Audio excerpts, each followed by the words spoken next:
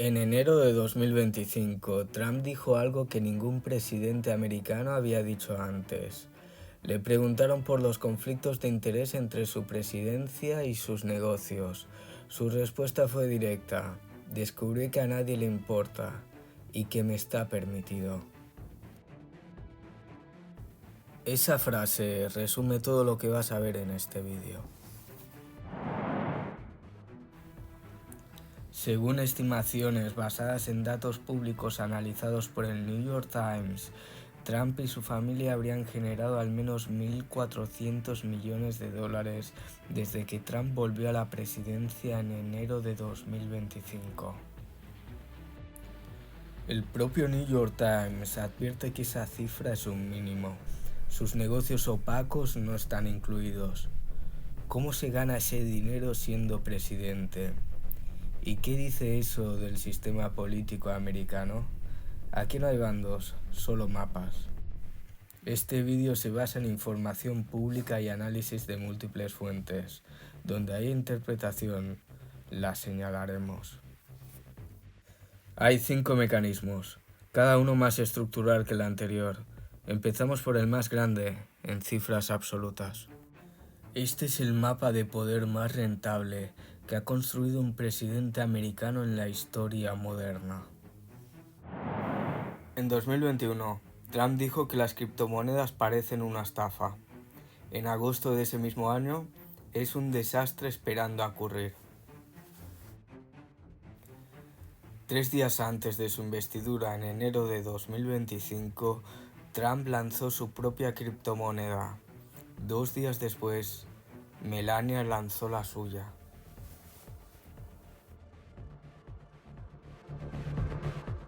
La familia Trump posee el 75% de Wall Liberty Financial, la empresa cripto que lanzaron sus hijos Eric y Donald Jr. Cada vez que alguien compra tokens, el 75% del beneficio va a los Trump. En términos simples, cada compra de tokens es dinero entrando directamente en el ecosistema financiero de una familia presidencial en activo. ¿Pero quién compra esos tokens? Una empresa vinculada al gobierno de Emiratos Árabes Unidos compró 2.000 millones de dólares en activos de esta empresa.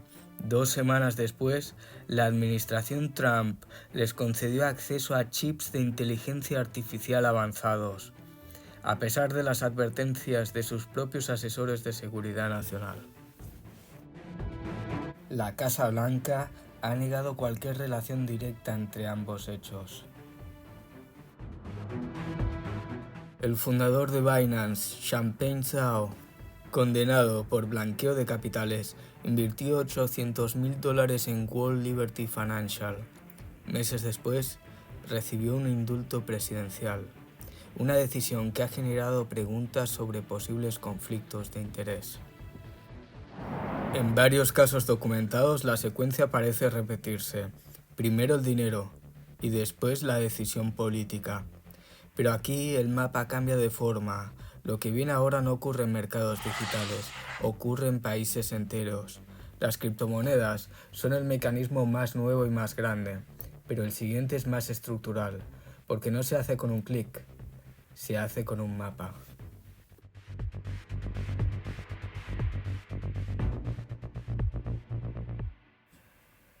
Pero aquí es donde el patrón empieza a cruzar fronteras. Mientras Trump era presidente, la organización Trump estaba negociando más de 20 proyectos inmobiliarios en el extranjero.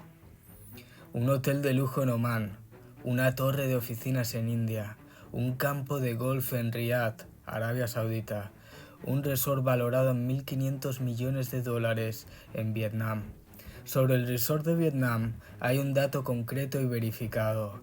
El proyecto fue aprobado por las autoridades vietnamitas en tiempo récord, ignorando conflictos con la ley local. Un mes después, la administración Trump redujo los aranceles sobre Vietnam del 46 al 20%. El portavoz de la Casa Blanca dijo que la coincidencia era absurda de mencionar. El patrón, según varios análisis, parece repetirse en distintos países donde hay proyectos vinculados a Trump. No hay pruebas concluyentes de causalidad directa, pero la coincidencia sistemática es lo que genera las preguntas. La pregunta que los analistas de gobierno llevan meses haciendo es simple. ¿Cómo sabe un gobierno extranjero si aprobar un proyecto Trump mejora su relación con Washington? La respuesta, según algunos analistas, es que podría influir más de lo que se reconoce públicamente. Pero el siguiente mecanismo es aún más delicado, porque involucra a jefes de Estado y a un avión de 400 millones de dólares. El tercer mecanismo es el más delicado diplomáticamente, porque cruza la línea entre regalo de Estado y conflicto de interés en tiempo real. Y aquí es donde la línea entre la diplomacia y el negocio se vuelve difusa, y aquí es donde el mapa de poder deja de ser financiero y se vuelve geopolítico. En mayo de 2025, Qatar prometió a Trump un Boeing 747-8 valorado en 400 millones de dólares, el regalo más caro que ha recibido jamás un presidente americano. Poco después del anuncio, Trump viajó a los países del Golfo Pérsico y firmó acuerdos que refuerzan el compromiso de defensa de Estados Unidos con Qatar, incluyendo una instalación de la Fuerza Aérea Qatarí en una base americana en Idaho. Trump fue preguntado directamente por el posible conflicto de interés. Respondió: "Sería estúpido no aceptarlo". Virginia Canter, ex asesora de ética de la Casa Blanca, lo calificó como el ejemplo más evidente de corrupción de la historia presidencial moderna. Otros lo llamaron simplemente diplomacia. Depende de quién gane la guerra de los relatos.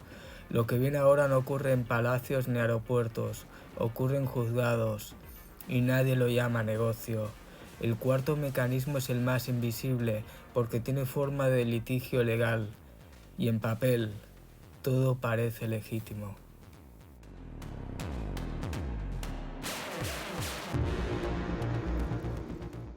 Y aquí es donde el poder adopta una forma menos visible. Trump tenía demandas abiertas contra varias de las empresas más grandes del mundo: X, Meta, YouTube, ABC News y Paramount CBS. En todos los casos, las demandas se resolvieron con acuerdos económicos después de que Trump volviera a la presidencia. El caso más documentado es el de Paramount CBS. La empresa llevaba meses intentando cerrar una fusión con Skydance Media por $8.000 millones. La fusión estaba bloqueada a falta de aprobación gubernamental. Trump demandó a Paramount por editar una entrevista con Kamala Harris. Paramount llegó a un acuerdo económico con Trump. Semanas después, la fusión fue aprobada por la Comisión Federal de Comunicaciones. Trump dijo que no había relación entre ambos hechos. La Comisión Federal de Comunicaciones no comentó. Y el último mecanismo no está en titulares financieros, está en la vida diaria, en el precio del café, en la cola del paro, en la factura del médico. Trump llegó al poder con una promesa concreta a la clase trabajadora americana: el renacer de la Edad Dorada de América. Estos datos no prueban una relación directa con las decisiones anteriores, pero sí dibujan el contexto económico en el que ocurren. Veamos los datos del primer año de su segundo mandato. 238.000 funcionarios públicos despedidos en nombre de la eficiencia, las subvenciones del seguro médico expiraron, los cupones de alimentos recortados. Al mismo tiempo, la fortuna de Trump creció hasta $7.300 millones. El total de ingresos de Trump en su segundo mandato equivale a 16.822 veces el ingreso familiar medio americano.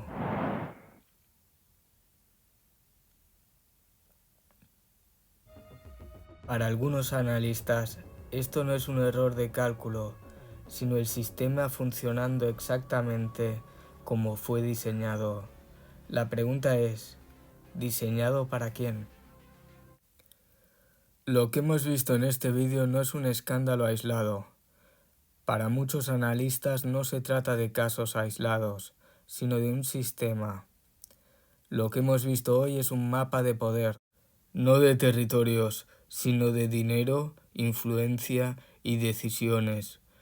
Criptomonedas que, según algunos expertos, podrían permitir a actores extranjeros ganar influencia en decisiones de gobierno. Proyectos inmobiliarios en países con los que se negocian aranceles.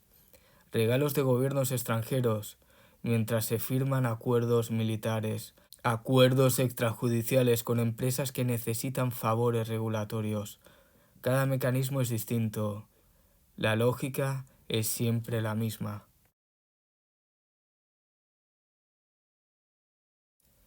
Hay que decir algo que muchos vídeos sobre este tema no dicen. La Casa Blanca sostiene que todas estas transacciones son legales y han sido revisadas por asesores jurídicos.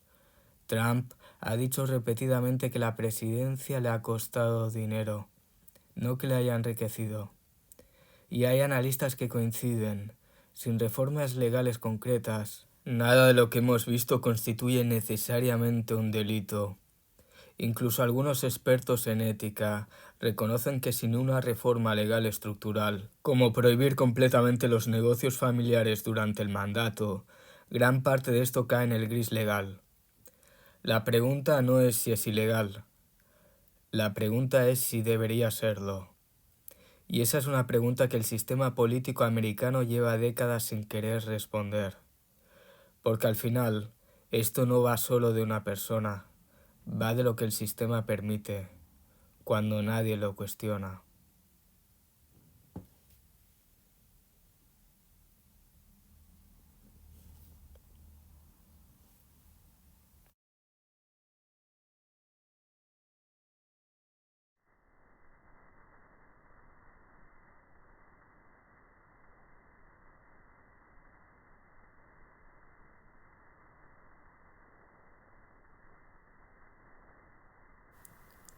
Los sistemas no olvidan. El poder no corrompe. Solo revela lo que siempre estuvo ahí.